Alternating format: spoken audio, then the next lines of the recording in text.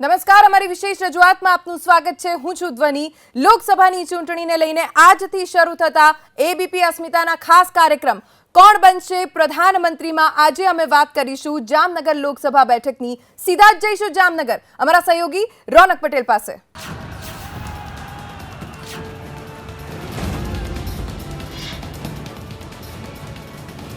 નમસ્કાર, એબીપી અસ્મિતાની વિશેષ રજૂઆત કોણ બનશે પ્રધાનમંત્રીમાં હું રોનક પટેલ આપનું સ્વાગત કરું છું। કોણ બનશે પ્રધાનમંત્રી આજે જામનગરથી। જી હા, જામ સાહેબની એ નગરી જેને ગુજરાતનું ગૌરવ અપાયું, જામ સાહેબની એ નગરી જે ગુજરાતની અસ્મિતા છે। કોણ બનશે પ્રધાનમંત્રી સવાલ એટલા માટે કે લોકસભાની ચૂંટણીનું બ્યુગલ વાગી ચૂક્યું છે, બંને પક્ષોની ઉમેદવારોની જાહેરાતની પણ શરૂઆત થઈ ગઈ છે। એટલે જ આ કાર્યક્રમની આપણે શરૂઆત જામનગર જામ સાહેબના શહેરથી કરીએ છીએ। આપણી પાસે બે મહેમાન છે અત્યારે। એક મહેમાન હમણાં જ રૂપાણી સરકારમાં મંત્રી બનેલા હકુબા એટલે કે ધર્મેન્દ્રસિંહ જાડેજા, અને બીજા આ જ વિસ્તારના પૂર્વ સાંસદ અને ધારાસભ્ય। ખેર આપને જણાવી દઉં કે આપણા ધારાસભ્ય શ્રી આજે બર્થડે બોય છે, તેમનો આજે જન્મદિવસ છે। જામનગરની જનતાને કહીશ આપણા પૂર્વ સાંસદનો જન્મદિવસ વધાવી લઈએ। એટલું જ નહીં, જગત રાવલને કહીશ કે તેઓનો હેપી બર્થડે કરે। આપ તમામનો આભાર। ધર્મેન્દ્રસિંહને પણ અભિનંદન એટલે કહી દઉં કે રાજ સરકારમાં મંત્રી બન્યા છે, જામનગરનું સ્થાન મળ્યું છે રાજ સરકારમાં એક વધુ। અગુબા આપને પણ ખૂબ ખૂબ અભિનંદન, કેમ કે વિપક્ષનો હક બનતો હોય છે પહેલો સવાલ અને તેનો જવાબ આપવાનો। આપની જોડેથી જ વિક્રમભાઈ જાણીશ, આપના વિસ્તારની જનતા આપના પક્ષના ઉમેદવારને મત કેમ આપે, શું કારણ? 5 વર્ષની અંદર મોદી સાહેબે જે વચન આપ્યા હતા એ વચનોમાં સંપૂર્ણ ફેલ ગયા છે। બીજું, અમારા જે ઉમેદવાર છે એ અત્યારે તો સંભવિત ઉમેદવાર છે, હજી ઉમેદવારો તો પછી નક્કી થશે। અમે વિચાર આધારિત લડાઈ લડવા માટે થઈને આ સ્ટેજ ઉપર આવ્યા છીએ, અને કોંગ્રેસ પાર્ટીએ યુપીએના શાસનમાં 10 વર્ષમાં જે કામ કર્યું છે એના 10% પણ કામ એનડીએના શાસનમાં મોદી સાહેબે નથી કર્યું। આ સરકાર ફેલ ગઈ છે અને એટલા માટે જનતા અમને મત આપશે। ધર્મેન્દ્રસિંહજી, તમારી જોડેથી જાણીશ, જનતા આપના પક્ષના ઉમેદવારને કેમ મત આપે? ભારતીય જનતા પાર્ટી રમેશ લોકોની વચ્ચે રહ્યા છે ધારાસભાની ચૂંટણીમાં અને લોકસભાની ચૂંટણીમાં, ત્યારે વિકાસના રાજનીતિ ઉપર ને વિકાસના મુદ્દા ઉપર ભારતીય જનતા પાર્ટી હંમેશા લોકોની વચ્ચે રહે છે। ગામના રસ્તા, રોડના રસ્તા કે દરેક ક્ષેત્રમાં ભારતીય જનતા પાર્ટીની સરકાર, રાજ્ય અને કેન્દ્રની સરકાર ખૂબ જ લોકોની વચ્ચે રહે છે, એટલે ભારતીય જનતા પાર્ટીને મત આપશે। હાર્દિક પટેલ પણ આવી ગયા છે, અને હાર્દિક પટેલ સંભવિત ઉમેદવાર પૈકીના એક છે। હાર્દિકે દાવો કર્યો છે કે આ વિસ્તારથી ચૂંટણી લડશે। હાર્દિક, આપની જોડે જાણવા માંગીશ, પહેલી વાર જનતાના દરબારની વચ્ચે આ પ્રકારની ચર્ચામાં તમારા સંભવિત મતક્ષેત્રની અંદર આપની જોડે જાણવા માંગીશ, ઉમેદવાર છે પણ બને, કોંગ્રેસને આ વિસ્તારની જનતા કેમ મત આપે? देखो, સૌથી પહેલા તો જે રીતે માહોલ છે ગુજરાતની અંદર, દેશની અંદર, અને અહીંયા પણ ખાસ કરીને જામનગરની અંદર આજે બેન નથી આવ્યા એટલે મારે કોઈ ચર્ચા નથી કરવી, પણ હું ઘણા બધા બેનના આ જામનગરની અંદર દત્તક ગામથી લઈને હોસ્પિટલથી માંડીને શિક્ષાથી માંડીને ઘણી બધી વ્યવસ્થાઓ છે જે બેનની અંદર, બેનના રાજની અંદર નથી થઈ, પૂનમબેનના રાજની અંદર, ભાજપના રાજની અંદર। અને હું એવું માનું છું કે જે માહોલ છે આખા દેશની અંદર, તો સ્વાભાવિક રીતે કોંગ્રેસે શું કર્યું છે એનો ઇતિહાસ જોઈને, કોંગ્રેસ શું કરવા માંગે છે એનો ઇતિહાસ જોઈને એક જનતા પોતાનો નિર્ણય નક્કી કરશે। આપની જોડે આ વિસ્તારના સાંસદ પૂનમબેન પણ છે। પૂનમબેન, આપનું સ્વાગત કરું છું। દીકરીના દેહાંત પછી પહેલીવાર આપ સાર્વજનિક પ્લેટફોર્મ પર આવ્યા છો, આપનું સ્વાગત કરું છું। આપની જોડે જાણવા માંગીશ, જામનગરની જનતા ફરી એકવાર આ જ વિસ્તારના ઉમેદવારને, ભારતીય જનતા પક્ષના ઉમેદવારને કેમ મત આપે? નરેન્દ્રભાઈના નેતૃત્વમાં પહેલી વખત આ દેશમાં એવું બન્યું છે કે રાજ્યની કોઈ પણ જનતા હોય, એ સ્વાભાવિક છે રાજ્ય સરકાર પાસેથી અપેક્ષાઓ રાખતી હોય, રાજ્ય સરકારને ધ્યાનમાં રાખી આગળ વધતી હોય। પહેલી વખત એવું બન્યું છે કે દેશનું નેતૃત્વ સમગ્ર દેશમાં છેવાડાના માનવી સુધી જોડાયું છે। છેવાડાનો માનવી આજેના વડાપ્રધાન પાસેથી અપેક્ષા રાખે છે કે એના સપનાનું ભારત અને એના અધિકારો એના સુધી પહોંચાડવાનું કાર્ય એમના માનનીય વડાપ્રધાન જ પૂર્ણ કરશે। એટલે નરેન્દ્રભાઈના નેતૃત્વમાં ડેવલપમેન્ટ એજન્ડા અને એક ન્યૂ ભારતના સંકલ્પ સાથે અને જે કામો આજ સુધી આ 5 વર્ષમાં થયા છે, એ કામોના નાતે આ જિલ્લાની આદરણીય જનતા ફરીથી એક વખત ભારતીય જનતા પાર્ટીના ઉમેદવારને પસંદ કરશે। દર્શકોને એ પણ જણાવી દઉં કે અહીંયા ચાર નેતાઓ છે। એક સંજોગ પણ એ છે કે ચારે નેતાઓ નું કુળ કોંગ્રેસ છે. પૂનમબેન કોંગ્રેસમાંથી ભારતીય જનતા પક્ષમાં આવ્યા, ધર્મેન્દ્રસિંહ પણ આવ્યા, સાથે બંને સાંસદ અને પૂર્વ સાંસદ. આપની જોડે જાણવા માંગીશ મોદીનો આટલો નારો શું કારણ? પ્રજાનો પ્રેમ છે. પ્રજા આ 5 વર્ષથી મોદી સાહેબે જે રીતે દેશની સેવા કરી છે એ જોઈને મોદી માટે ભાવના છે લોકોની, એટલે મોદીનો નારો. શું મોદી સરકારે કામ કર્યા વિસ્તારના? મોદી સરકારે આ વિસ્તારના કામ કર્યા? બિલકુલ આ વિસ્તારનું કઈ કામ નથી થયું. સૌથી પહેલા તો હું દેશ માટે જ કહીશ કે નોટબંધી ખરેખર બહુ બિનઉપયોગી, બિનજવાબદાર હતી. અને જે કહે છે કે આતંકવાદ અહીંથી ખપ્ત થશે તો ખત્મ તો થયો નહીં, તો આ 300 જે કિલો RDX છે આવ્યું ક્યાંથી? આતંકવાદ તો ખતમ થયો ને, એટલા બધા પૈસા આવ્યા ક્યાંથી? કાળું નાણું તો આવ્યું. વિસ્તારની વાત કરીશ. શું આ વિસ્તારના કાર્યો થયા? પૂરેપૂરા 100% કામ થાય છે. બિલકુલ આ વિસ્તારના કાર્યો થયા તે પ્રકારની પણ રિએક્શન મળી રહ્યો છે. આપની જોડે જાણીશ હાર્દિક, જનતાનું કહેવું છે આ વિસ્તારના કાર્યો પણ થયા. આપ શું માનો છો, આ વિસ્તારો ખરેખર વિકાસ થયો કે વિકાસથી વંચિત વિસ્તાર છે? દેખો, સાંસદ પૂનમબેનના દ્વારા જે દત્તક ગામ લેવામાં આવ્યું હતું, જાંબુડા ગામ, આજે પણ એ ગામની અંદર બે ક્લાસરૂમની વચ્ચે એક શિક્ષક છે અને પ્રિન્સિપલની જગ્યા પણ નથી. જે રીતે દત્તક ગામની વાત કરીએ તો સૌરાષ્ટ્રની અંદર જીજી હોસ્પિટલ છે, સૌરાષ્ટ્રની સૌથી મોટી સરકારી હોસ્પિટલ છે. એ હોસ્પિટલની અંદર આજે પણ ન્યુરોસર્જન અને એક્સરેના મશીનો નથી, સોનોગ્રાફીના મશીનો નથી. મારું એક જ કહેવું છે કે જો પૂનમબેને, હું કોઈની વિરોધમાં વાત નથી કરતો, કોઈ સમાજની વિરોધમાં નથી વાત કરતો, પણ જનતા દ્વારા જે પૂનમબેનને ચૂંટવામાં આવેલા છે, તો એ પૂનમબેન દ્વારા જે એક દત્તક ગામ લેવામાં આવ્યું હતું, એ ગામની પણ વ્યવસ્થા એ સુધારી નથી શક્યા. તો સ્વાભાવિક રીતે દેવભૂમિ દ્વારકા જિલ્લા અને જામનગર જિલ્લાના લોકો માટે કઈ રીતે કામ કરી શકશે? પૂનમબેન, હાર્દિકે સવાલ ઉઠાવ્યો છે કે આ વિસ્તારના કાર્યો નથી થયા, હોસ્પિટલમાં પૂરા ડોક્ટર પણ નથી. સ્વાભાવિક છે, હાર્દિકભાઈ હોય કે કોંગ્રેસનો કોઈ પણ કાર્યકર્તા હોય, અત્યારના વિરોધનો એજન્ડા લઈને જ લોકો વચ્ચે આવે અને વિરોધ કરવો એ એમનું કામ છે. સકારાત્મક કામનું ભથ્થું લઈ અને લોકો વચ્ચે આવવું ખૂબ જ મુશ્કેલ છે. 2014માં મને યાદ છે કે વર્તમાન સાંસદ અને એ સમયના ઉમેદવાર એકે આવી લાઈવ ડિબેટમાં, તમે ત્યારના સાક્ષી છો, તમે પણ અહીંયા લાઈવ ડિબેટમાં આવ્યા હતા, એ વર્તમાન સાંસદ અને ઉમેદવાર કોઈ પણ લાઈવ ડિબેટમાં ભાગરૂપ નહોતા થયા. અમે તો લોકો વચ્ચે માથું ઊંચું કરી અને કામનું ભથ્થું લઈ, સકારાત્મક વાત લઈ, ન્યૂ ઇન્ડિયાના સંકલ્પ સાથે, ન્યૂ ઇન્ડિયાના સપના સાથે અમે લોકો વચ્ચે જશું અને ગર્વથી, અધિકારથી કર્યા કામોનું ભથ્થું લોકો વચ્ચે મૂકી, વિરોધની વાત નહીં, નકારાત્મક વાત નહીં, ભાગલા વિભાજન, જ્ઞાતિ જાતિ ધર્મવાદની વાત નહીં, માત્ર કામોનું ભથ્થું લઈ લોકો વચ્ચે જશું અને લોકો પાસે મત માંગશું. એબીપી અસ્મિતાનું એક ગૌરવ પણ એ છે આ શોનું કે એક સાથે એક જ પરિવારના બે લોકો, એટલે કે વિક્રમભાઈ મેડમ અને પૂનમબેન પણ છે.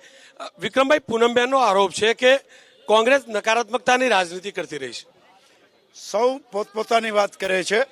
કોંગ્રેસે ક્યારેય નકારાત્મકતાની વાત કરી જ નથી. કોંગ્રેસ હંમેશા પોઝિટિવ વાત કરે છે. કોંગ્રેસ એક જ કહે છે કે મોદી સાહેબે 2014માં જે વચનો આપ્યા હતા એ વચનોનો હિસાબ આપો.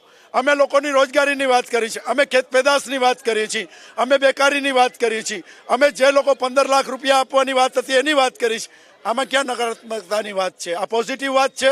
હંમેશા સત્તામાં હોય, હિસાબ એની પાસે માંગવાનો હોય. સત્તામાં છે એ ફરીને મત માંગવા જાય ત્યારે પોતાનો હિસાબ આપે અને પોઝિટિવ વાત ઉપર મત માંગે. નિર્ણય તો જનતાએ કરવાનો છે. ધર્મેન્દ્રસિંહ સરકારમાં પણ છે, સત્તામાં પણ છે. શું આપ બંને પક્ષમાં રહી ચૂક્યા છો? કોંગ્રેસનું શાસન પણ જોયું છે, કોંગ્રેસમાં રહી પણ ચૂક્યા છો, ભારતીય જનતા પક્ષમાં હાલ છો, મંત્રી પણ છો. શું વિકાસની રાજનીતિ ખરા અર્થમાં ભાજપે કરી છે? ભારતીય જનતા પાર્ટી હરમેશ વિકાસની રાજનીતિ ઉપર ચાલે છે. હું 5 વર્ષ કોંગ્રેસનો ધારાસભ્ય હતો ત્યારે પણ ભારતીય જનતા પાર્ટી મહાનગરપાલિકા અને રાજ્ય સરકાર બંનેમાં ભાજપ હતી. છતાં મને 1 કરોડની ગ્રાન્ટ મળતી, એની સામે 70% રાજ્ય સરકાર અને 20% મહાનગરપાલિકા. વિકાસની રાજનીતિ માટે હરમેશ વિપક્ષમાં પણ ભેદભાવ રાખ્યો નથી. વિકાસના એજન્ડા ઉપર ભારતીય જનતા પાર્ટી હાલે છે અને વિકાસના એજન્ડા જ મહત્વના ભારતીય જનતા પાર્ટી માટે છે અને એ વિકાસની રાજનીતિ ઉપર ભારતીય જનતા પાર્ટી મત માંગે છે. ધર્મેન્દ્રસિંહનું કહેવું છે કે વિકાસનો માર્ગ જામનગર સુધી પહોંચ્યો છે. જો જામનગર સુધી આર્થિક વિકાસનો માર્ગ પહોંચ્યો હોય તો તમે જામનગરનું શું કરવા વિચાર્યું? વિકાસ તો અહીંયા પહોંચી ચૂક્યો. દેખો, સૌથી પહેલા એક વાત કરીએ કે આજે પણ 365 દિવસનો જામનગર શહેરની અંદર ટેક્સ લેવામાં આવે છે. પાણી 120 દિવસ જ મળે છે.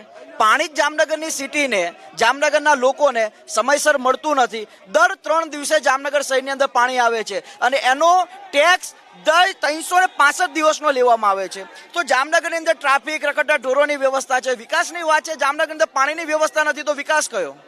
પૂનમબેન મોટો સવાલ એ છે, મને એના સ્થાનિક રિપોર્ટરે પણ કહ્યું આતરા દિવસે પાણી આવે છે તો વિકાસ કેવો? અમારા સ્થાનિક ધારાસભ્ય અહીંયા ઉપસ્થિત છે, કોર્પોરેશનના પ્રતિનિધિઓ ઉપસ્થિત છે ને જામનગરના આદરણીય નાગરિકો પણ ઉપસ્થિત છે.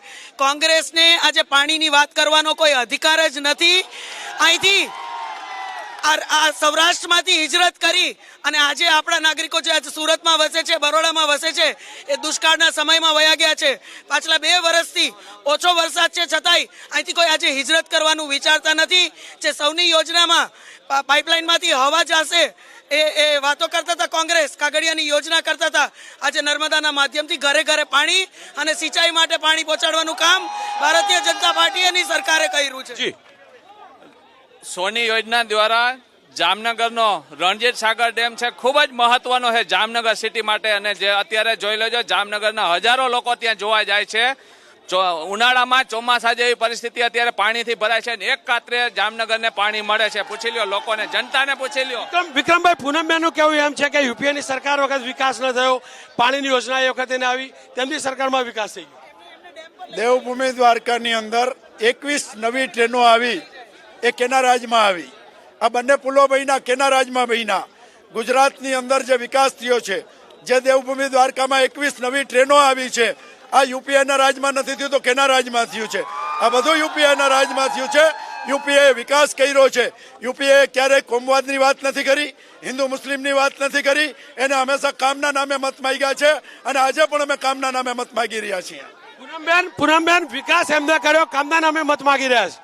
વિકાસ યુપીએની સરકારમાં થયો, કામના નામે તે લોકો મત માંગી રહ્યા છે. બિલકુલ કામના નામે જ અમે લોકોની વચ્ચે જશું. કામનો એજન્ડા લઈ, વિખવાદનો, જ્ઞાતિ જાતિનો આ એજન્ડા હંમેશા કોંગ્રેસનો રહ્યો છે કે એક વર્ગને વર્ગ વિગ્રહ ઊભો કરો, જેટલો વકરો એટલો નફો, જેટલા મતો આપણને મળે, એ જ કોંગ્રેસનો હંમેશાથી એજન્ડા રહ્યો છે. કોંગ્રેસ ક્યારે કામના નામે લોકો વચ્ચે આવી છે? ગુજરાત આજે સમગ્ર દેશનું એક રોલ મોડેલ વિકાસની દ્રષ્ટિથી બન્યું છે. મારે કોંગ્રેસને એક પ્રશ્ન પૂછવો છે કે 2012ની ચૂંટણીમાં તમે ઘરનું ઘર લઈ અને લોકો વચ્ચે ગયા હતા. ઘરનું ઘર તો લોકો ઘર ના આપ્યું એવું કેવું હતું? સરકાર પણ નહોતી. આ બધી વાતો છે. જો મોદી સરકારે 5 વર્ષમાં વિકાસ કર્યો હોય તો શા માટે કોંગ્રેસના નેતાઓને ઉછીના લેવા પડે છે? મોદી સરકારે વિકાસ કર્યો હોય તો બિહારમાં 22 સાંસદો હતા અને 17માં શા માટે સમજૂતી કરવી પડે છે? જો મોદી સરકારે વિકાસ કર્યો હોય તો કોંગ્રેસના નેતાઓને આવડી મોટી પોસ્ટો શા માટે આપવામાં આવે છે? આ સાબિત કરે છે કે એમને વિકાસ નથી કર્યો, પોતાના નામે મત માગી શકે એમ નથી. એટલે ભાડુથી, જેને કંઈ કે બહારથી લઈ અને પોતાની રીતે એમને આ સેટ કરવા પડે છે. આ વિકાસ જો હોય તો આ વિકાસ તમારે નક્કી અને જનતાએ નક્કી કરવાનો છે. રાજનીતિમાં તમે હમણાં જ આવ્યા છો, જે આખી રાજનીતિ જોઈ, વિકાસની પણ વાત થઈ, આયાતી ઉમેદવારની પણ વાત થઈ, આ બધી ફ્રેમમાં હાર્દિક પટેલ ક્યાં? દેખો, સૌથી પહેલી વાત હું બધાને કહું, ડિબેટનો મતલબ છે તો મુદ્દાની વાત થાય. એરફોર્સ જામનગરની અંદર છે, સરસ મજાનું. એરફોર્સની અંદર ભારત સરકારનું રાજપત્ર છે કે એરફોર્સની આજુબાજુ 900 મીટરના એરિયામાં કોઈ પણ પ્રકારની બિલ્ડિંગ ન બાંધી શકાય. તમને નવાઈ લાગશે કે એરફોર્સની નજીક 200 મીટરની નજીક મકાનો બની રહ્યા છે. સૌથી મોટા સમાચાર આવી રહ્યા છે. પૂનમબેન જામનગરના ઉમેદવાર તરીકે ભારતીય જનતા પક્ષે ઘોષિત કર્યા છે. સૌથી મોટા સમાચાર આવ્યા છે. સૌથી મોટા સમાચાર અત્યારના પૂનમબેનની ટિકિટ ફાઇનલ થઈ ગઈ છે. પૂનમબેન આપણી સાથે છે. પૂનમબેન, પહેલી પ્રતિક્રિયા દીકરી. પૂનમબેન, આપનું નામ જાહેર થયું છે, જેપી નડ્ડાએ પ્રેસ કોન્ફરન્સમાં જાહેર કર્યું છે. પહેલી પ્રતિક્રિયા આપના માધ્યમથી ભારતીય જનતા પાર્ટીનું નેતૃત્વ આદરણીય પ્રધાનમંત્રી શ્રી તમામને વિનંતી કરીશ, આપ આપના નેતાને સાંભળો. આદરણીય પ્રધાનમંત્રી શ્રી, માનનીય રાષ્ટ્રીય અધ્યક્ષજી, આપણા રાજ્યનું સમગ્ર નેતૃત્વ અને ખાસ કરી જામનગર અને દ્વારકાના સર્વે પાર્ટીના કાર્યકર્તાઓ અને આદરણીય નાગરિકોનો ખૂબ ખૂબ આભાર માનું છું કે પાછલા 5 વર્ષમાં આ વિઝનરી નેતૃત્વ હેઠળ આપ સૌએ મને પ્રતિનિધિત્વ કરવાનું ગૌરવ પ્રાપ્ત કરાવ્યું અને ફરીથી એક વખત આ જ વિસ્તારના ઉમેદવાર તરીકેની આપ સૌએ જ્યારે મને તક આપી ત્યારે હૃદયપૂર્વક હું આપ સૌનો આભાર. અહીંયા 2 લોકો ઉભા છે, હાર્દિકભાઈ અને આપના પરિવારના સભ્ય. કયા ઉમેદવાર સામે ઈચ્છો આપ? એ એક કોંગ્રેસનો પ્રશ્ન છે. કોંગ્રેસ કોઈ પણ ઉમેદવાર મૂકે એ કોંગ્રેસનો નિર્ણય છે.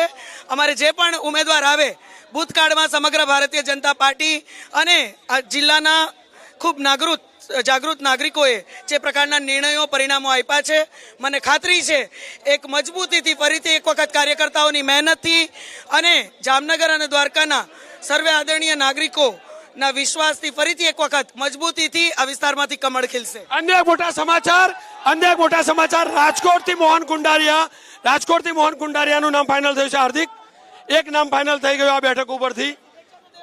આપની દાવેદારી કેટલી આ વિસ્તાર માટે?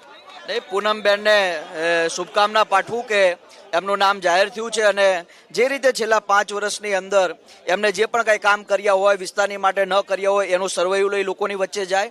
ફરીથી એકદમ શુભકામના આપું કે લોકો માટે સારું કરે. આપને રોકીશ. લોકશાહીની સારામાં સારી વાત એ છે કે પ્રતિપક્ષ પણ શુભેચ્છા પાઠવે છે. એ શુભેચ્છા હાર્દિકે પાઠવી છે પૂનમબેનને. લોકશાહી માટે સૌથી મોટી વાત. રાજકોટથી મોહન કુંડારિયા, જામનગરથી પૂનમબેન માડમ, ભાવનગરથી ભારતીબેન શિયાળ, સુરેન્દ્રનગરમાં ઉમેદવાર મહેન્દ્રભાઈ મુંજપરા, કચ્છથી વિનોદ ચાવડા, અમરેલીથી નારાયણ કાછડિયા. એટલે કે 4 સાંસદો રિપીટ થયા છે. એક બેઠકથી સાંસદ કપાયા છે સૌરાષ્ટ્રમાં. જી હાર્દિક. દેખો, મેં પહેલા પણ કહ્યું કે બેને છેલ્લા 5 વર્ષની અંદર જામનગરના હિત માટે શું કર્યું એનું સર્વેયું લોકોની વચ્ચે આપવું જોઈએ. દેવભૂમિ દ્વારકા જિલ્લાની અંદર ખેડૂતોને રીસર્વેનો પ્રશ્ન છે, એ બાબતે એમને શું કર્યું એની વાત કરવી જોઈએ. ટેકાના ભાવ, પાક વીમા મુદ્દે વાત કરવી જોઈએ. રિલાયન્સ જેવડી આવડી મોટી કંપનીમાં જામનગર અને દેવભૂમિ દ્વારકા જિલ્લાના લોકોને રોજગારી નથી મળતી, એ બાબતેનો જવાબ આપવો જોઈએ. જે રીતે રેત માફિયાઓ જે રીતે ખનન કરી રહ્યા છે, જોડિયા, કુનડ, ભાદરા જેવી નદીઓની અંદર, એનો જવાબ લોકોને આપવો પડે. જે રીતે એમને દત્તક ગામ લીધું હતું, એ ગામની અંદર, જાંબુડા ગામની અંદર એમને શું વિકાસ કર્યો એની જવાબદારી આપવી જોઈએ. પીપીપી ધોરણે જામનગરની અંદર ગવર્મેન્ટ એન્જિનિયરિંગ કોલેજ હોવી જોઈએ, એનો જવાબ આપવો જોઈએ. કેટલી સ્કૂલ ગવર્મેન્ટ, કેટલી કોલેજ એમને જામનગર અને દેવભૂમિ દ્વારકા જિલ્લામાં બનાવી, એનો જવાબ આપવો જોઈએ. દેવભૂમિ દ્વારકા જિલ્લામાં આજ પણ પાણીની તંગી છે, એ પાણીની તંગી ક્યારે પૂરી થશે એનો પણ જવાબ આપવો પડે. વિક્રમભાઈ, પૂનમબેનને હાર્દિકે શુભેચ્છા પાઠવી દીધી. આપના પરિવારના સભ્ય છે. સૌથી પહેલા તો સાંસદને ટિકિટ રિપીટ થઈ છે એમને હું અંતરથી શુભકામના આપું છું. મેં લોકશાહી હંમેશા તંદુરસ્તીથી લડી છે. અત્યાર સુધીમાં મારો રેકોર્ડ છે કે હું જેટલી ચૂંટણી લડ્યો, મેં ક્યારેય ઉમેદવાર વિશે કોઈ બીજી વાત નથી કરી. મારી લડાઈ હંમેશા મુદ્દા આધારિત છે. ભારતીય જનતા પાર્ટીએ શું કામ નથી કર્યું અને શા માટે કોંગ્રેસને મત દેવો જોઈએ એની મેં વાત કરી છે. અને બધાને વિનંતી કરું છું કે આ ડિબેટ એ જામનગરની ઇજ્જત છે. જામનગરમાં ડિબેટ ન બગડે.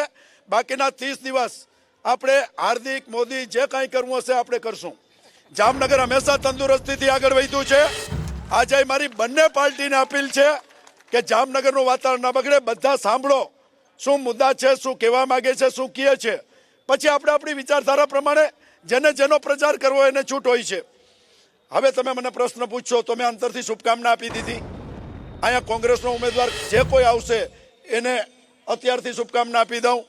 જનતા નક્કી કરશે. પૂનમબેને પણ શુભેચ્છા આપી.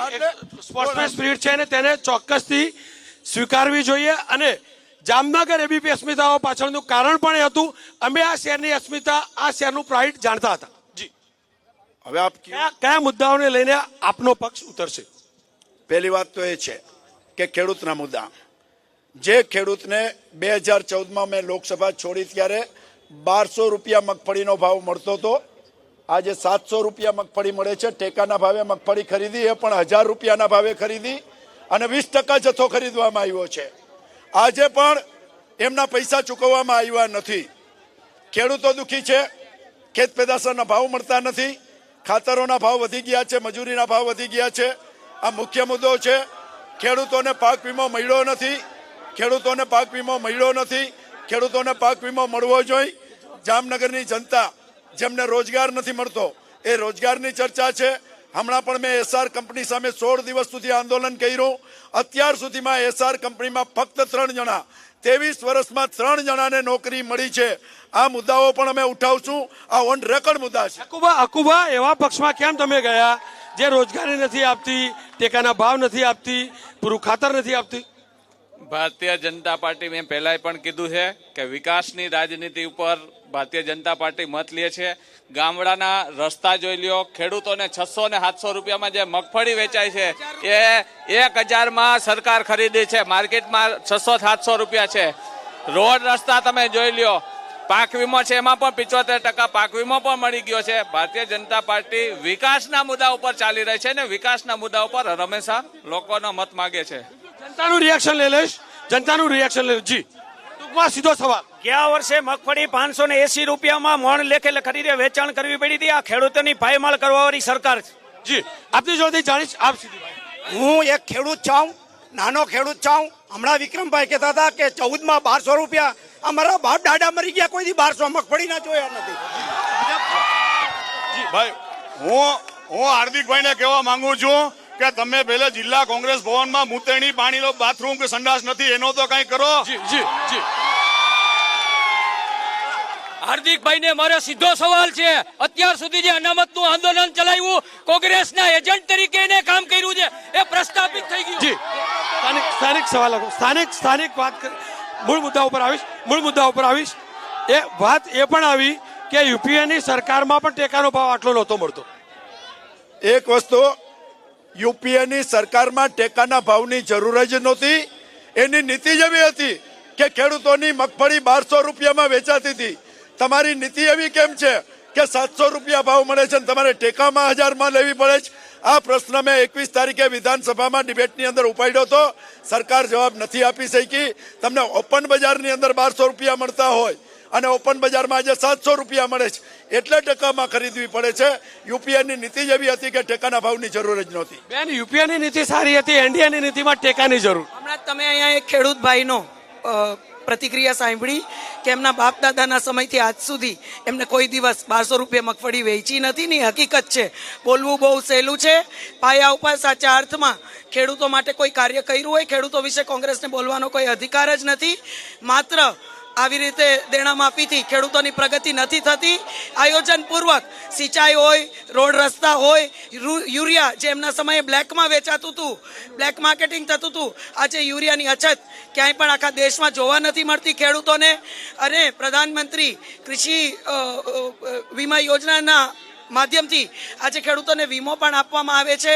સન્માન નિધિ પણ ખેડૂતો 2 હેક્ટરથી ઓછી જમીનો ધરાવતા હોય, એ પરિવારમાં ગમે એટલા ખેડૂતો હોય, એને આપવામાં આવે છે. આ માત્ર એક ખેડૂતોના નામે મતની રાજનીતિ છે. બાકી કોઈ ખેડૂતોની પોતાની વાત કરીએ તો કોંગ્રેસના સમયમાં પણ ખેડૂતોની આનાથી ખૂબ ખરાબ હાલત હતી. હાર્દિક આપ તો ખેડૂતોનો પણ મુદ્દો ઉઠાવ્યો હતો. પૂનમબેનનું સ્પષ્ટ કહેવું છે કે કોંગ્રેસના ટાઈમે ખેડૂતોની હાલત ખરાબ હતી, તો એ પક્ષમાં કેમ જોડાય? કોંગ્રેસ પાર્ટીના રાજની અંદર 2 વખત ખેડૂતોની દેવા માફી થઈ છે સંપૂર્ણપણે. મધ્યપ્રદેશની અંદર, છત્તીસગઢની અંદર અને પંજાબની અંદર, રાજસ્થાનની અંદર હજુ હમણાં જ ખેડૂતોની દેવા માફી કરવામાં આવી છે. હું ખુલ્લા દિલથી કહું છું કે જે રીતે ખેડૂતોની હાલત એકદમ ખરાબ છે, એ રીસર્વે, જમીન રીસર્વેનો મામલો હોય, અત્યારે જ પાક વીમો આપવામાં આવ્યો, કોઈ જગ્યા 13%, કોઈ જગ્યા 18%, કોઈ જગ્યા 19%. અને નવાઈની વાત એ છે કે જે અત્યારે હકુભાભી અહીંયા છે, જામનગર રંગમતીના નદીના કિનારે વસેલું છે. જે લોકો જામનગરની અંદર એ નદીને જોવા આવતા, જામ સાહેબના મહેલને જોવા આવતા, આજે એ નદી ગટર બનીને પડી છે. કોર્પોરેશનથી માંડીને તમામ લોકો એના હિત માટે એક પણ વાત નથી કરતા. નવાઈની વાત છે કે રાજકોટથી લઈને દ્વારકા સુધી હાઈવે બનાવવાની વાત હતી. ફક્ત અને રિલાયન્સ કંપની સુધી હાઈવે બનવામાં આવ્યો છે. દ્વારકા સુધી શા માટે હાઈવે બનાવવામાં નથી આવ્યો? આવડું મોટું યાત્રાધામ હોવા છતાંય દ્વારકા સુધી સારા રસ્તાની વ્યવસ્થા શા માટે કરવામાં નથી આવી? વિક્રમભાઈ, આ નદી ક્યારે ગટર બની ગઈ? તમારા શાસન વખતે ગટર બની, આપ સાંસદ હતા એ વખતે ગટર બની, કે પૂનમબેન જ્યારે સાંસદ બન્યા વખતે ગટર બની? આ પ્રશ્ન છે એ સાંસદનો નથી, દેશનો નથી, આ કોર્પોરેશનનો પ્રશ્ન છે. અને જામનગરમાં છેલ્લા 23 વર્ષથી આ કોર્પોરેશન ભારતીય જનતા પાર્ટી પાસે છે. ગુજરાતનું શાસન 23 વર્ષથી આ ભારતીય જનતા પાર્ટી પાસે છે. એટલે ભારતીય જનતા પાર્ટીના શાસનમાં આ નદી છે એ ગટર બની છે, એ વાસ્તવિકતા છે. અને એમાં કોઈ ના પાડે મને તો અહીંયા જાહેરમાં મને જવાબ આપે. આ નદી છે એ ગટર ભારતીય જનતા પાર્ટીના શાસન. મોટા સમાચાર આવી રહ્યા છે. જામનગર ગ્રામ્યની પેટા ચૂંટણીમાં રાઘવજી પટેલને ભારતીય જનતા પક્ષે ઉમેદવાર તરીકે જાહેર કર્યા છે. આપના એક સાથી ગઈ વખતે આપની જોડે જ કોંગ્રેસ છોડી ભાજપમાં આવેલા, કેટલો ભરોસો ફરીથી વિધાનસભામાં લઈ જવાનું? ખૂબ જ લાંબી લીડથી ચૂંટાશે રાઘવજીભાઈ. લોકો જે સમયે પછતાતા હતા એ પછતાવાનો વારો નહીં. રાઘવજીભાઈ ખૂબ જ મોટી લીડથી ચૂંટાશે રાઘવજીભાઈ. મારા માટે રિલેક્સની વાત એ હતી, હું પોતે કમ્ફર્ટ એટલે દેખાયો કે અહીંયા ચારે જે વ્યક્તિઓ, ચારે મહાનુભાવો છે તે જ્યારે ત્યારે એક પક્ષમાં હતા. કોંગ્રેસનું લેવલ ચારોએ જોયેલું છે. પૂનમબેન કાર્યકર્તાઓને સમજાવી શકે છે લોકશાહી સારી છે, કોંગ્રેસના કાર્યકર્તાઓને શાંત રહેવા સમજાવી શકે છે. વિક્રમભાઈ ભારતીય જનતા પક્ષના કાર્યકર્તાઓને શાંત રહેવા સમજાવ્યું.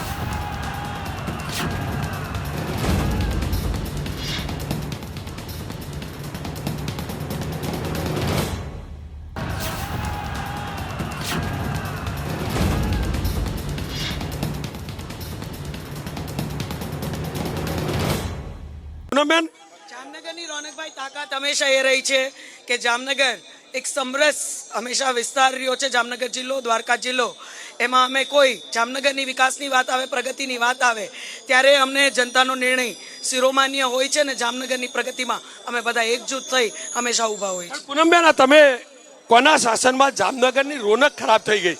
એક આ નદી આખી ગટર બની ગઈ. કોર્પોરેશન પણ તમે જોયેલું, કોંગ્રેસ વખતે પણ તમે હતા, ભારતીય જનતા પક્ષમાં પણ હતા.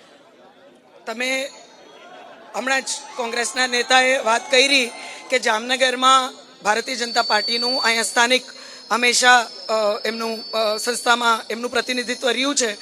ત્યારે તમને એવું લાગે છે કે જામનગરના નાગરિકો આટલા જાગૃત નથી કે ફરીને ફરી ભારતીય જનતા પાર્ટીને શું કામ ચૂંટીને પ્રતિનિધિત્વમાં મોકલે છે? શું જામનગરને જે જોતો હોય એ પ્રમાણનો વિકાસ થાય છે, પ્રગતિ થાય છે, એ પ્રકારના કામ થાય છે, એટલે જ ભારતીય જનતા પાર્ટી કોર્પોરેશનમાં અવારનવાર પ્રતિનિધિત્વ કરે છે અને જિલ્લાના, શહેરના આદરણીય નાગરિકો ભારતીય જનતા પાર્ટીના પ્રતિનિધિઓને ચૂંટી અને એમનું પ્રતિનિધિત્વ કરવા મોકલે છે. બીજું, સ્વચ્છતાની જ્યાં સુધી વાત છે, આ દેશમાં ગાંધીજીએ જે નારો સ્વચ્છતાનો આપ્યો હતો એને કોઈએ ગર્વથી આગળ વધારવાનું કાર્ય કર્યું હોય તો માનનીય નરેન્દ્રભાઈએ કર્યું છે. પોતે પ્રધાનમંત્રી તરીકે પોતે પણ સામેણો લઈ અને સ્વચ્છતા અભિયાનમાં જોડાય છે. વિક્રમબેનનો જવાબ લેલો. વિક્રમભાઈ, પૂનમબેનનું કહેવું એમ છે કે શહેર સ્વચ્છ રહ્યું, નરેન્દ્રભાઈએ જે વિકાસના કાર્યો કર્યા, વારંવાર આ વિસ્તારની જનતા ભારતીય જનતા પક્ષમાં વિશ્વાસ મૂકે છે. શું કારણ? શું નરેન્દ્રભાઈ એક ચહેરો એ કારણ કે અન્ય કોઈ કારણ? જ્યારે શહેર સ્વચ્છની વાત છે ત્યારે શાંતિથી સાંભળજો. જે શહેરની ગટરો સાફ કરે છે એ ભાઈ ચોપને 15 લાખ જે શહેરની ગટરો સાફ કરે છે એ 1993 થી અત્યાર સુધીમાં આખા દેશમાં 705 લોકો જે દલિત લોકો છે એ મૃત્યુ પામ્યા છે. એમાં સેકન્ડ નંબર ગુજરાતનો છે. 132 જણા ગુજરાતના છે, 49 જણા અમદાવાદના છે. જો આ વિકાસ હોય, આ સ્વચ્છતા હોય, આ ગુજરાતનો નારો હોય, આજનું સાંજ સમાચાર સારી રીતે વાંચી લ્યો, એમાં આંકડાકીય માહિતી આપી છે. ગુજરાત હિન્દુસ્તાનમાં સેકન્ડ નંબર છે અને અમદાવાદમાં 49 લોકો મળી ગયા છે. એનો મતલબ એ છે કે ક્યાંય સ્વચ્છતા નથી. સ્વચ્છતા કરનાર જે ગરીબ લોકો છે એની ચિંતા ક્યારેય આ સરકારે કરી નથી અને એ સાબિત કરે છે. હાર્દિક, ઘણા તમારા સમર્થકો મેં જોયા, બેરોજગારીનું પણ મેં પોસ્ટર જોયું, 15 લાખનું પણ પોસ્ટર જોયું. 15 લાખ વાળો મુદ્દો, બેરોજગારી વાળો મુદ્દો, ખેડૂતો વાળો મુદ્દો કે પછી ચોકીદાર વાળો મુદ્દો, કયો મુદ્દો મુખ્ય છે? દેખો, આખા દેશની અંદર 3 જ મુદ્દા સૌથી મહત્વના છે. યુવાનોની બેરોજગારી, યુવાનોને સારું અને સસ્તું શિક્ષણ મળે અને ખેડૂતોની જે હાલત છે સુધારવામાં આવે. અત્યારે જે બેને વાત કરી, વિક્રમભાઈએ વાત કરી, આ ઓફિશિયલી એ આંકડો છે કે આખા દેશની અંદર જામનગર સ્વચ્છતાની રીતે 127માં નંબર છે. એટલે સ્વચ્છતાની વાત તો દૂર રહી ગઈ. બીજી વસ્તુ કે જ્યારે તમે જામનગરની અંદર એન્ટ્રી કરો એટલે કાલાવાડની અંદર તમારું ગંદકીથી સ્વાગત કરવામાં આવે છે. આખા જામનગરની અને દેવભૂમિ દ્વારકા જિલ્લાની તમે હાલત એ જોઈ શકો છો કે ખેડૂતોને ક્યાંક ને ક્યાંક પીવાના પાણી માટે ખેતીના પાણી માટે તકલીફનો સામનો કરવો પડે છે. જામનગર વિસ્તારની અંદર એશિયાની સૌથી મોટી રિફાઇનરી છે. શું દેવભૂમિ દ્વારકા જિલ્લાના અને જામનગર જિલ્લાના લોકોને ત્યાં રોજગારી મળી રહી છે? 2.5 લાખ લોકોનું આખું એ જામનગર રિફાઇનરી વિસ્તાર છે. જામનગર અને દેવભૂમિ દ્વારકા જિલ્લાના 3200 લોકોને ત્યાં નોકરી મળી રહી છે. આ બધા પ્રશ્નોની વિરુદ્ધમાં હું કોઈ સત્તાની વિરુદ્ધમાં કોઈ સંસદની વિરુદ્ધમાં વાત નથી કરતો. મુદ્દાની વાત થવી જોઈએ. મુદ્દાની વાત એટલા માટે થવી જોઈએ કેમ કે 5 વર્ષથી સંસદ તરીકે પૂનમબેન અહીંયાથી ચૂંટાયેલા છે. તો એમની આવતી ચૂંટણીમાં એટલે કે હવે જે ઉમેદવાર તરીકે જશે તો એમણે 5 વર્ષનું સર્વાઈવ આપવું પડશે કે મેં આ 5 વર્ષ આ કામ કર્યું છે એટલા માટે મને વોટ આપો. જો એ સર્વાઈવ એમની જોડે ન હોય તો સ્વાભાવિક રીતે જનતા પાસે વોટ માંગવાનો અધિકાર નથી. હિસાબ લઈ લો જી. ચોકીદારનો એક હિસાબ ભાઈ, છેલ્લે લેટેસ્ટમાં લેટેસ્ટ ચોકીદારની વાત છે, શાંતિથી સાંભળજો. જે દેશના ચોકીદાર છે એ 30 દિવસ એક જ કપડાં પહેરે છે. આ 5 સ્ટાર ચોકીદાર છે એ દિવસમાં 5 વાર કપડાં બદલાવે. ધર્મેન્દ્રભાઈ, આ તો કેવા ચોકીદાર દિવસમાં 5 વાર કપડાં બદલે? સીધો આરોપ. દેશ જેના માટે ગૌરવ લઈ શકે, વિશ્વ જેના માટે ગૌરવ લઈ શકે એવા આપણા ચોકીદાર છે. ચોકીદાર એટલા માટે ચોકીદાર છે કે 5 વર્ષમાં એક પણ એના કપડામાં ડાઘ નથી લાગવા દીધો. દેશની જનતા એને ગૌરવથી કહી શકે 5 વર્ષમાં એક પણ કૌભાંડ બહાર નથી આવ્યું.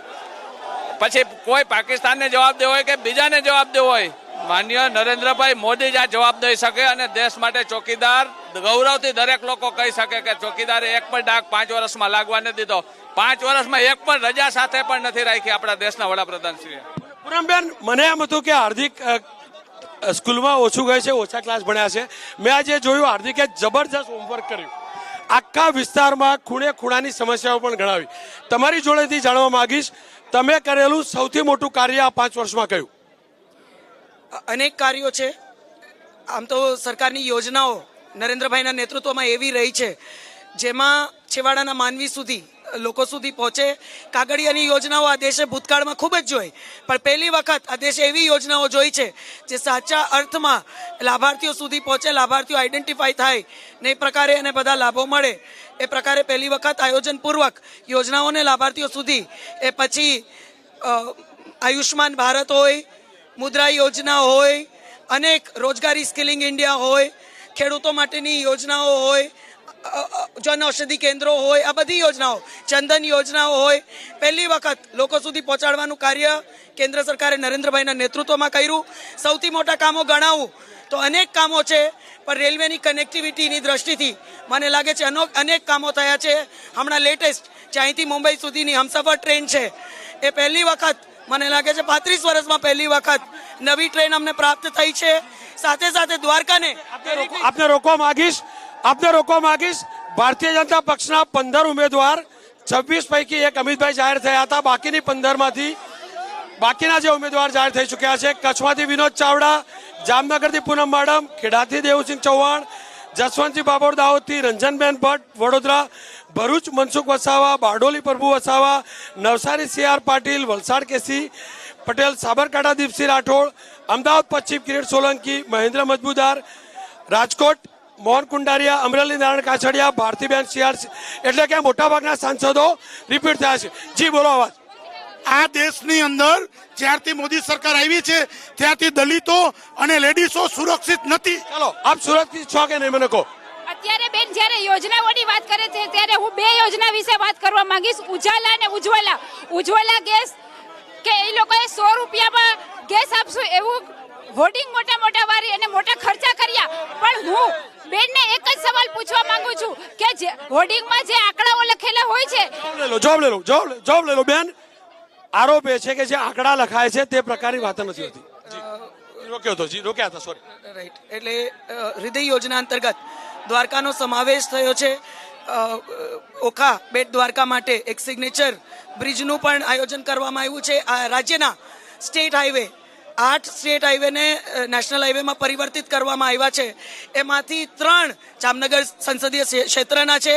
અનેક પોલિસીસ સરકારે અહીંના લઘુ ઉદ્યોગને ધ્યાનમાં રાખી અને ઘડી છે.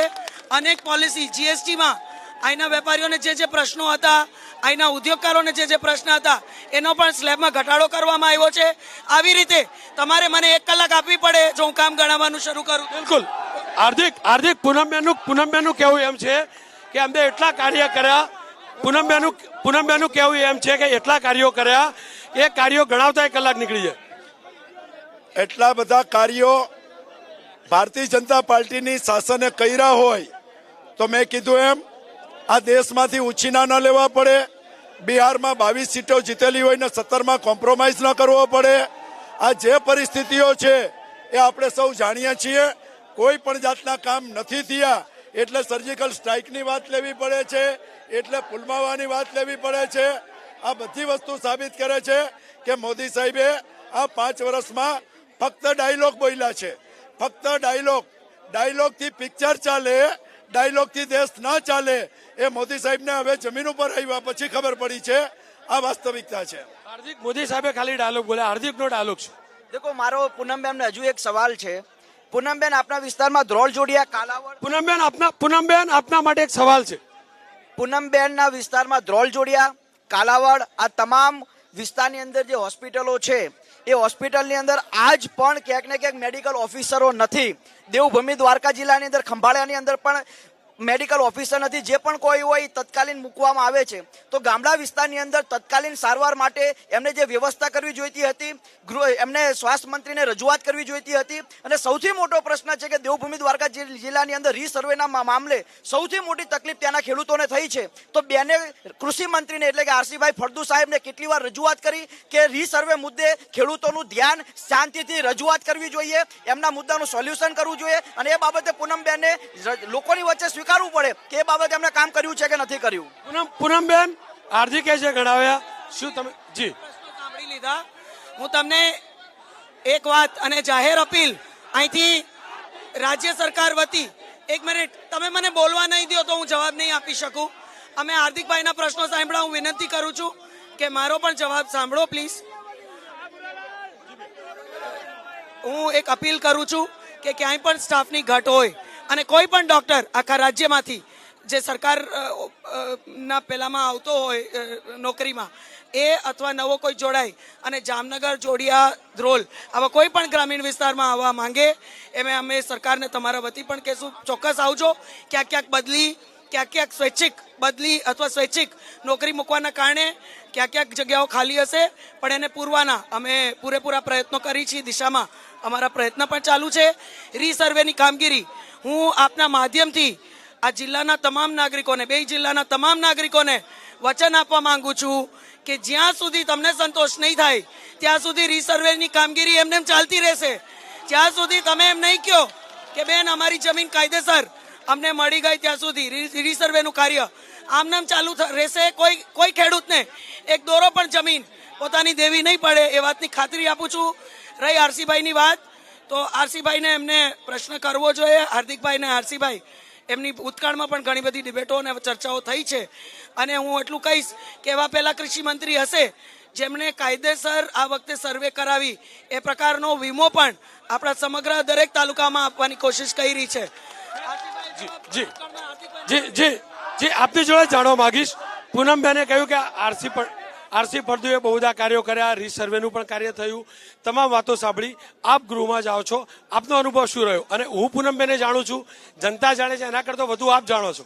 આપની જોડે જાણવા માંગીશ પૂનમબેનની વાતમાં કેટલી સચ્ચાઈ. મારે કોઈની વ્યક્તિગત વાતમાં નથી પડવું, પણ રીસર્વેની વસ્તુ શું ચાલે છે એ આજે આખું ગુજરાત જાણી રહ્યું છે.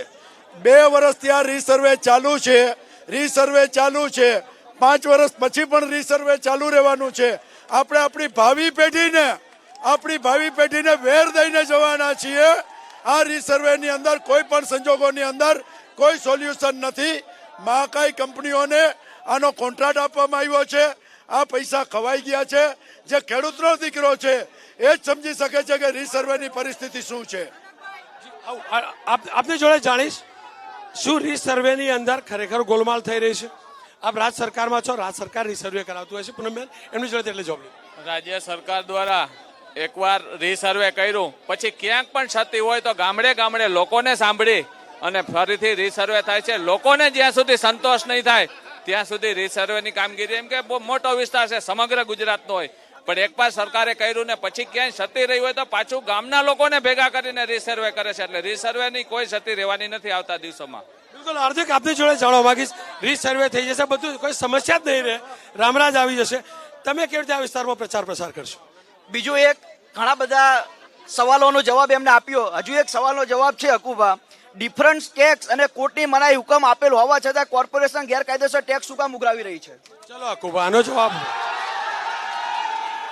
ક્યાંય ગેર સ્ટે આપ્યો એવી જગ્યા કઈ જગ્યાએ તમે ગેરકાયદેસર ઉઘરાવે? એક પણ જો કોર્પોરેશનના અહીંયા બધા અનુભવી છે, ક્યાંય એવું નથી સ્ટે આપ્યો હોય અને કોર્પોરેશન પૈસા ઉઘરાવતા હોય. ક્યાં કયા વિસ્તારમાં તમે એમ કહો ને?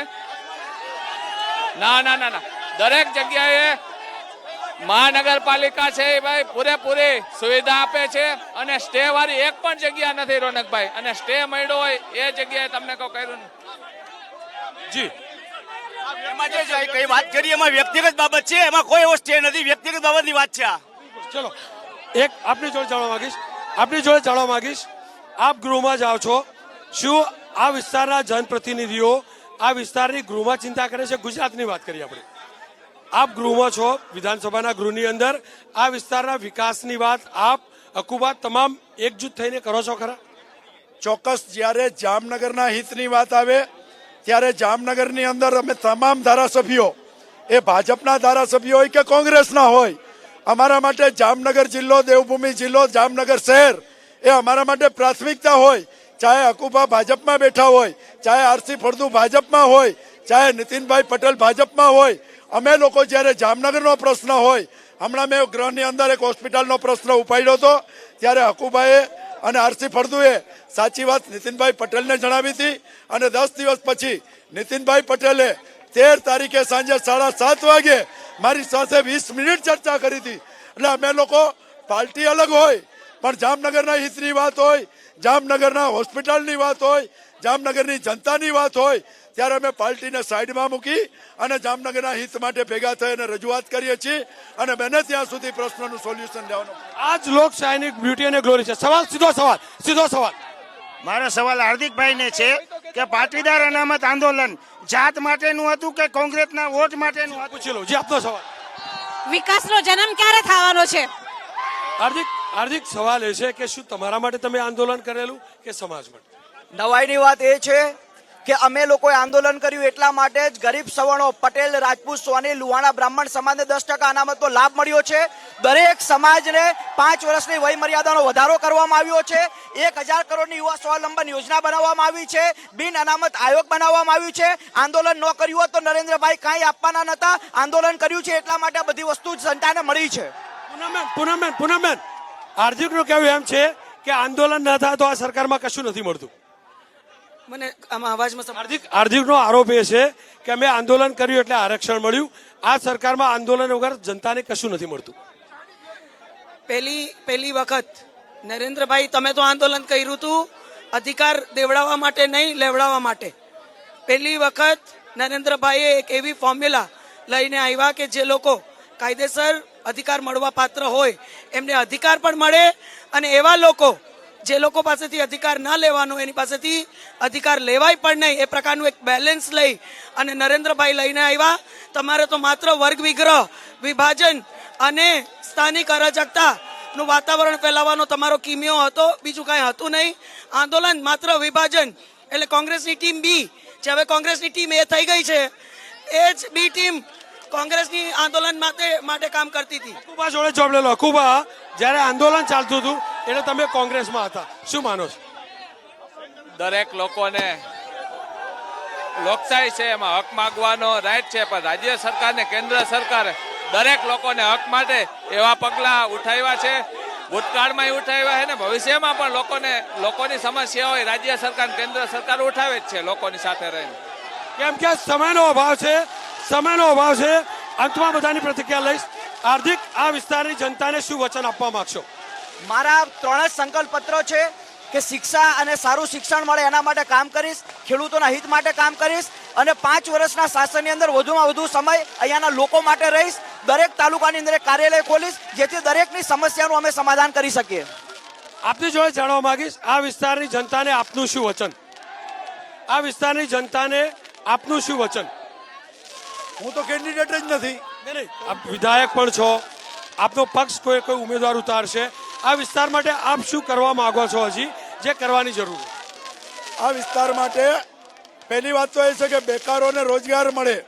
મહાકાય કંપનીઓ જે ગરીબોને બેકારોને નોકરી નથી આપતી. સરકાર નવી નવી મુદ્રા યોજનાને બહાર પાડે છે, પણ સરકાર બેકારોને લોન નથી આપતી. બેંકોની અંદર બેકારોને લોન નથી મળતી. ફક્ત કાગળો ઉપર લોન મળે છે એની વાત કરે છે.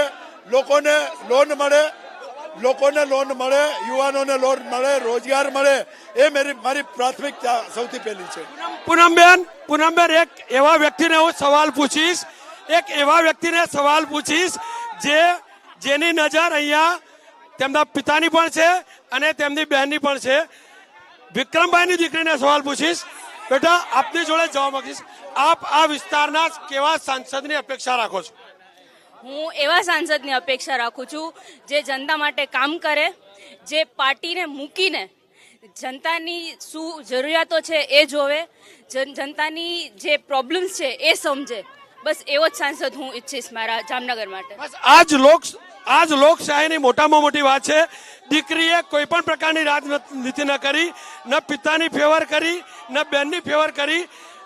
તટસ્થ ભાવે એવા ઉમેદવારની વાત કરી, એવા પ્રતિનિધિની વાત કરી જે વિકાસ કરે. ખુબા, સરકારમાં મંત્રી બન્યા, આ વિસ્તાર માટે શું કરશે, શું વચન? સમગ્ર હું ધારાસભ્ય હતો ત્યારે સ્વાભાવિક છે કે જામનગર જિલ્લાનો હતો, ત્યારે હવે સમગ્રનો રાજ્યનો મંત્રી બન્યો હોય ત્યારે છેવાડાના લોકો સુધી યોજનાનો લાભ મળે એ હું જામનગર ને દેવભૂમિ જિલ્લાને તો ખાતરી આપું છું, પણ સમગ્ર છેવાડાના માનવી સુધી મારા જે ડિપાર્ટમેન્ટ છે એ છેવાડાના માનવી સુધી યોજનાનો લાભ મળે એ હું જનતાને ખાતરી આપું છું. પૂનમબેન, વિક્રમભાઈની દીકરી અને આપની બહેને કહ્યું કે એવો પ્રતિનિધિ ઈચ્છું છું જે આ વિસ્તારનો વિકાસ કરે.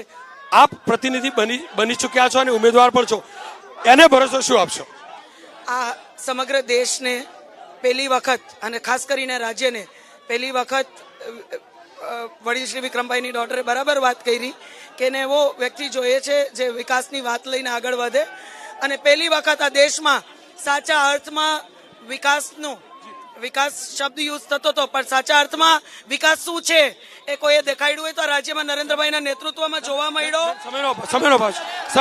સમયનો અભાવ છે. છેલ્લે વોટ અપીલ મતદાન લોકો કરે તે માટે અપીલ કરજો, પક્ષ માટે નહીં, પણ મતદાન કેટલું જરૂરી?